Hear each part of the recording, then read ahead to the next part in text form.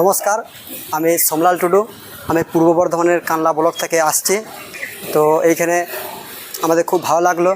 সব এখানে শূকর পালনের যে ট্রেনিং নিলাম, আমাদের ট্রেনিং হলো 3 দিনের। তার মধ্যে 2 দিন থিওরিক্যাল ছিল, 1 দিন প্র্যাকটিক্যাল।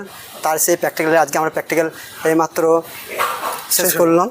তো এইখানকার স্যাররা অনেক ভালো সুন্দর আমাদের সঙ্গে ব্যবহার করেছেন বা আমাদেরকে সবচেয়ে আমার আরেকটা ভালো লাগলো, যতগুলো এসেছিলো লার্নাররা এসেছিলো, একজন দাদা ভাই সম্ভবত দক্ষিণ দিনাজপুর থেকে এসেছিলেন। উনি শুক্রদা, ওনার শরীর খারাপ হয়ে গেছিলো।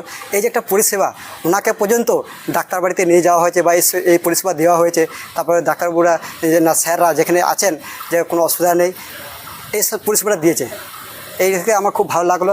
আর আগামী দিনে আমরা এইখান থেকে শিখলাম যে কীভাবে আমরা নিজেকে মানে ইনকামের পথ দেখিয়ে বা ট্রেনিংয়ের মাধ্যমে আমরা এগোতে পারবো বা স্বনির্ভর হতে পারবো, এটা আমাদেরকে আশা। বা আপনি ট্রেনিংটা নিতে আসলেন কেন? আপনি তো দুটো বা একটা মানে বাড়িতে আসে, হ্যাঁ, কেন আসলেন? স্যার এই ট্রেনিংটা আমরা আসলাম, আমরা সাধারণত পাড়া গাঁয়ের লোক, আমরা মাঠে খাটা ছাড়া আমরা কিছুই জানি না। আমরা যদি ফার্ম বলতে গেলে ফার্ম আর ফার্মার সঙ্গে একটা সম্পর্ক আছে। তাহলে কি স্যার আমরা মাটিতেই ফার্মার করবো?